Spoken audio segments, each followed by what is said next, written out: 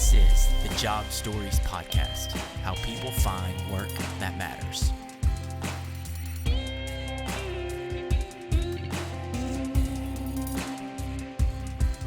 Well, thanks so much, Brian, for coming on the Job Stories Podcast. We're just going to talk about you today. So if you don't mind, just go ahead and introduce yourself and what is your job right now? What do you currently do? Hi, I'm Brian Dougherty. I'm the Chief Technical Officer and Chief Operations Officer at Jumpstart Health Investors here in Nashville, which is a private investment firm focusing on early stage venture capital investment in healthcare. Awesome. And a lot of this, you and I met last week, so I'm going to be kind of leading you probably more than I really want to, but can you kind of get me into your story a little bit as far as you're a CTO now, so you have a tech background. Yes. Like what does that look like? Yeah. So, I mean, it's kind of been a wandering journey, right? So I studied computer science in college and then pursued it further at Vanderbilt University for my master's and doctorate degree, focusing there in optimization algorithms for distributed real-time embedded systems. While I was there, we also did some work on mobile security for smartphones.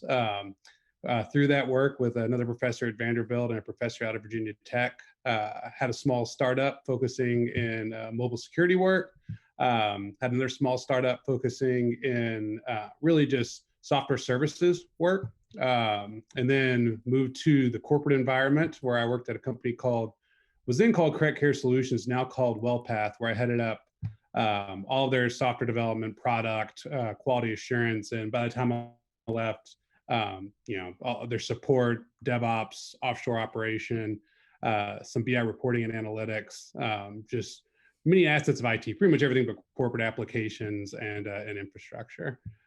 Since then, I decided I went through a merger and acquisition while I was there and decided I wanted to see how the other side lived on the finance side. So teamed up with Vic Gatto and Marcus Whitney here at Jumpstart Health Investors and joined that team, and spent the last 3 years really building that out and building out a centralized service for building out and managing institutional grade venture funds. So it's been cool. Cool. So yeah, you've kind of been in and out of startups the whole time then. Yeah. So you've got a real kind of love for startups, sounds like. Yeah. Both sides of it, right? I learned a huge amount when I was building my own, right? That's kind of when I put together what I thought was best practices for how to build teams, how to build an engineering program, how to build products, validated that at, large multi-billion-dollar corporations. And now I'm kind of on the other side, helping, everything from extremely early stage pre-seed companies, which we invest in many of each year, all the way through the seed, Series A, Series B stage. So yeah, I got a lot of exposure to startups. I've seen some things that can make a company work. I've seen the places where you can really shoot yourself in the foot from a scalability perspective if you're not careful. Yeah, awesome. So I remember at coffee last week, I was talking about this, but I'm always so intrigued by folks like yourself that are highly, highly technical, like highly intelligent with actual tech and product and development and all that, but also a great people leader and leader of people. And that seems like a pretty tough skill set for a lot of people that come from like a coding background to also be able to lead teams and develop the next leaders.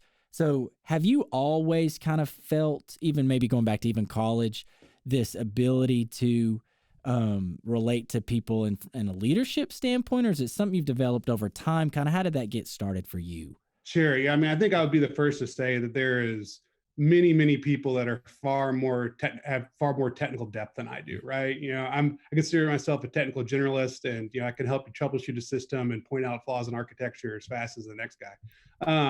But there are folks that have spent their careers really, mastering frameworks, mastering concepts, and really building out that depth and becoming subject matter experts on some really complex technical topics.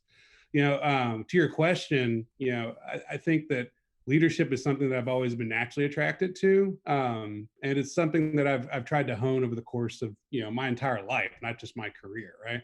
Whether that be through athletics, student government, fraternal organizations, just trying to be a mentor to current students and lead organizations. Right? I mean, so there's lots of opportunities to do that. One of the challenges is when you're learning something technical, there's all these resources to help you, right? There's online courses, there's Stack Overflow. I mean, there's all these places you can go to try to expand your skill set, work on new problems. And one of the great things about, engineering, at a basic level is in many places it's black or white, right? Either something works or it doesn't. It compiles or it doesn't. You pass your performance test or you don't. You pass your unit test or you don't.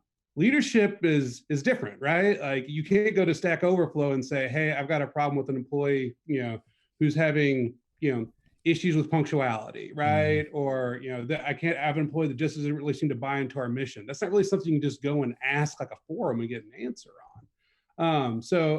It requires just a lot of time, in the shop, so to speak, working with that, being empathetic, seeing what works and really looking out for what's best for the team to be successful there. So it's a completely different skill set that's complementary and it's necessary to get the most out of engineering organizations, but it's not one that's often taught either. So, as you continue to work as a technical person, you get exposure to more things, you get more responsibility, you dive deeper into an area, you get deeper expertise, from a technical standpoint, and exposure to more frameworks and more concepts, just by virtue of doing your job, right?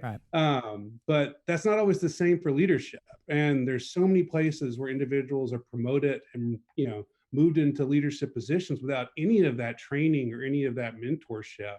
And then are surprised when they struggle, right? But it's a completely, separate, but, just as important, if not more so, skill set if you want to build a successful engineering organization. Totally. And so I was thinking about this too, but I kind of asked you the question before I'm really asking the question, because I'm thinking about like somebody that's 24, 25, that's currently in their role right now. They're an engineer. They're just coding all the time. And maybe they have thoughts of one day wanting to be a CTO. What can they start doing now to kind of put them on that path? I think the first thing is, whether you're in a graduate program or a job, it's really important to find somebody that you can learn from, right? And the good people that are willing to teach you are always looking for the person that's hungry and coachable and ready to learn, right? So align yourself with somebody that knows more than you, right? I mean, that goes for any stage of your life. You always want to be the dumbest person in the room, right? Because that's when you're going to grow the most, right? You've always heard that one. So, I mean, that's the first thing. And then really make your intent clear, right? Like as a manager, if I've got an employee that says, look, this is really what I want to do and what I want to figure out, then that helps me, right? There's no reason to try to, have to guess and be clairvoyant about that. And then the good managers will understand that need and find ways to cater the work that needs to be done to that goal and to grow that skill set, right? So really it's about finding somebody that will partner with you in your growth objective, and, have them hold you accountable for growing towards it. And you also hold them accountable for giving the opportunities to grow towards it, right? It's not just going to happen, by someone guessing what you want or, identifying it, kind of on the fly that, oh, this person looks like they could be a good CTO one day, right? Take control of your future and say, hey, this is what I want to do. And the good ones will help you get there. Yeah, it's funny you kind of touched on it, because that's what was in the back of my mind too, because I can totally wrap my mind around about if I am that person that wants to be a CTO one day of being proactive. But I'm also wondering too, like, because y'all deal with a lot of startups. I mean, do you try to make sure you're helping project managers and other leaders in that organization make sure maybe they try to identify people that and develop them in that way? Do you see that as much, or maybe it's more on that actual person, like, hey, be proactive with your career. But I'm also thinking about maybe there needs to be more people in some organizations that are taking folks like that under their wing. I was wondering if that's something that you deal with as well. Yeah. I mean, you're hitting on a lot of different concepts, right? So like one of the best things for a startup, and the ones that are successful, especially if it's first-time founders, it's knowing when to step aside, right? Like, I mean, and that doesn't necessarily mean leave the organization. It's just that, you can be the strongest technical person there, and you can, find your product market fit, get a product to market, actually start building some revenue. But the skill set, that comes from actually growing and scaling a product is different, right? If you've never really had exposure to that, then it's important to, bring somebody in that does understand that and then learn from them, right? So it's all about pairing yourself up with, and putting yourself in situations where there's someone to learn from that has done something that you haven't done before, right? Mm. And expanding your skill set that way, right? In large organizations, it's, especially on the engineering side, man, it's like this more so than any other area in the organization that I've seen. There isn't always a lot of direct and intentional thought put into growing leaders, Mm. right? Mm. Finance side, totally. Sales side, totally. Ops side, absolutely, right? Mm. But in IT, it's just, we'll find a way to make this work, and people generally move up into managed positions on account of their technical prowess, right? Mm. So really looking for an organization, and when you're working with one, really asking, like, what is the professional growth process here, right? Mm. What are the options for career trajectory, right? How do I move that way? What's the plan for identifying those? Like things like that, they'll just let you go into an organization, identify, okay, one, they care about growing, the people they have in-house. Two, they're actually putting some thought in how to do that. And three, finding some examples of how they're executed, and not just be single tracked, where it's like, yep, if you come as a junior dev, you're going to be a dev, a mid dev in 2 years, and a dev 3 in 5 to 7 years. And then you can be that or be a software architect someday, right? Like, I mean, like that's very linear and very simple.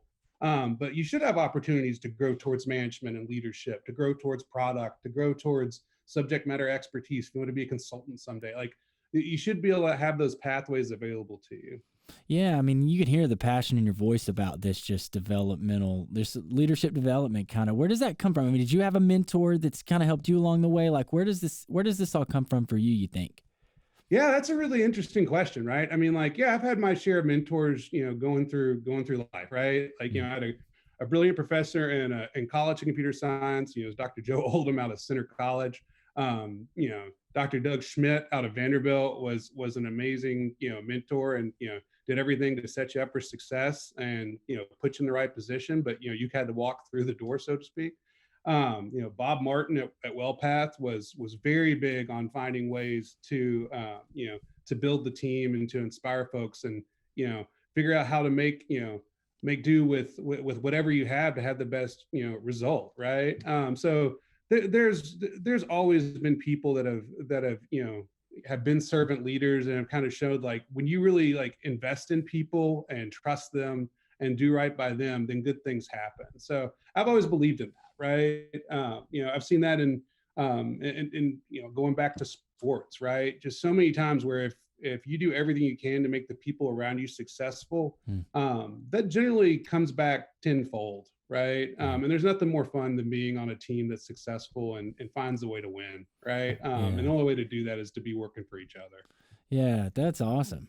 I'm also curious too, because you're touching on so much of what I think the audience that we do have that they do like, as far as like, there are candidates that hear this for sure, but also there's entrepreneurial folks in some leadership spots like yourself too.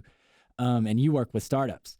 What would you say? I'm always curious for startups, like navigating things that aren't going so well. I'm always talking about managing the highs and the lows. How have you done that in your career, and maybe how do you pass that along to folks that are in y'all's portfolio?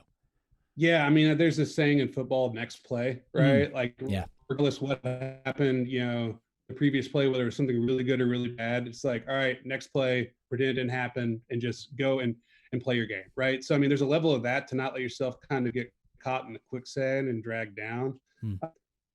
My other thing is just like, I'm always very big on not being afraid to pivot, but, not pivoting out of panic, right? Like, always kind of letting it be data driven, and, let that guide your decisions. And then also just, I'm a huge proponent of lean development methodologies, right? So I don't know if you guys have read Eric Rye's The Lean Startup, right? The whole concept of everything you're doing, do with intent, fail fast to prove and validate your hypothesis, and do it with as little resource expenditure as possible, right? Don't spend a lot of time living in Excel and making models and dreaming. Do anything you can to go out there and verify, validate, or invalidate something with real data, real experiences, because that's where you're going to get your growth, right? You're going to fail a lot of times before you find a way to succeed at something. So don't be afraid of that. Don't run from that. Run towards that and get there as quickly as possible. Because it's only through going through those failures that you're actually going to figure out what you need to do. Oh, that's really good. Maybe I asked that question for myself because that answer maybe was for me. Because yeah, I mean, I think it is easy. Like when you're running a business to like, well, we looked at the numbers this last week or this last month, and you're like, oh, maybe we need to do something different. But that sometimes is emotional. Like sometimes maybe we need to lean more in the data. I like the way you put that. I think that one was for me. I may be a little more knee jerk than what I wish. And then that analogy of failing too, going back to football and sports in general. Like I learned that definitely growing up in sports as well. It's like it's pretty hard. Like there's days you gotta definitely like you still gotta work out on days you don't feel like it and you're hurting and it may not go so well. So learning how to fail is key too. We heard a CEO of a company that talks to candidates about that. Like, tell me how you failed. So is that a concept too that you kind of a sentiment that you would agree with? Like, let's talk about some ways that it hadn't worked out for you and how you've learned from it. That is my favorite interview question. Cool. Right? Everybody's got like one or two interview questions that's just like they must ask. Mine is always, tell me about a time you completely screwed up, like professionally or personally, right? Just you completely dropped the ball, screwed the pooch, whatever, right? And it tells you so many things about a person and about a candidate, right?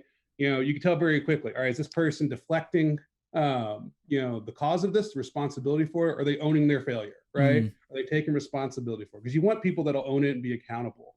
Has this person been in a position to actually do something that could be really, problematic, right? The only way you can actually destroy a database is if somebody gave you access to the database, right? So, anybody that's brought down a production system, generally somebody has trusted them at least to some standpoint with a production system, right? So they know they've been given that responsibility. And three, have they learned from it? Right? Like, because the good ones say like, oh, I did this, yada, yada, yada. And then I was like, all right, we're doing X, Y, and Z again. And now I put this into my processes to prevent that from happening. So like, that's what you want to see, right? People that own it, are aware of it, it was trusted with the responsibility to do it, and then learn from the mistake, right? Because we're all going to screw up, right? I screw up constantly, right? Ask anybody at work or ask anybody at home, right? The key is, realizing it and trying to put steps in place to prevent it in the future and learning from it. That's so good. Like I would get so much joy from somebody that's fairly new in their job and in their early 20s maybe, and that has actually going through something where they at their job have screwed up, and to hear that. Because like looking back, I share that same sentiment. Like I can look back on things, I was like, yeah, that was bad, but I was human. And looking back on hindsight, it's a little easier process. But when you're in the thick of it, when you've just made that mess up, it's like, So I would love for someone that's in the middle of to hear that right there. You know what I mean? Yeah, absolutely. Also real quick, I want to talk a little bit about Nashville. Like kind of what's the community like been for you from a startup standpoint here? I mean, you just feel so much camaraderie, I think, or at least I have. In the startup world here. Do you mind to touch on Nashville just real quick? Yeah, sure. I mean, you got a lot of good things happening, right? I mean, the Nashville Software School has done some amazing things to bring, to build some of our own engineering talent, which is fantastic. Its growth and success that's happened over there is amazing. The National Technology Council does a great job of trying to collaborate with industry, across the Middle Tennessee, right, and connecting them with startups alike, right. The Entrepreneur Center continues to do some great things, and there's some really exciting stuff happening. I believe with the Wondery over at Vanderbilt coming down the pipe. So, it's really cool to see. 10 years ago or 12 years ago, a lot of this stuff wasn't around or wasn't really working to the extent that it is now. But things are continuing to improve, and Nashville is really focusing on becoming an innovative town, right? And it's really exciting to see, things starting to move in that direction. Yeah, that's so awesome. I just Nashville, I'm always trying to give little shout outs here and there. So yeah, that's great. Okay, well, that's actually, I think we're kind of running up on time, Brian, but thank you so much for your time. Lastly, if folks that listen to this want to connect with you, what's the best way for them to do that? Yeah, just look me up on LinkedIn.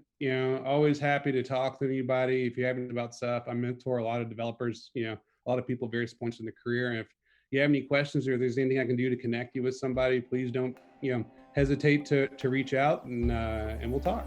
Perfect. We'll make sure and link your LinkedIn too in the description for the podcast and all of that. But thank you so much for your time. This has been so great. Appreciate thanks, Mason. Great talking with you as always, and thanks for having me. Appreciate you. You have a great day. We'll talk soon. See you, Brian. Later.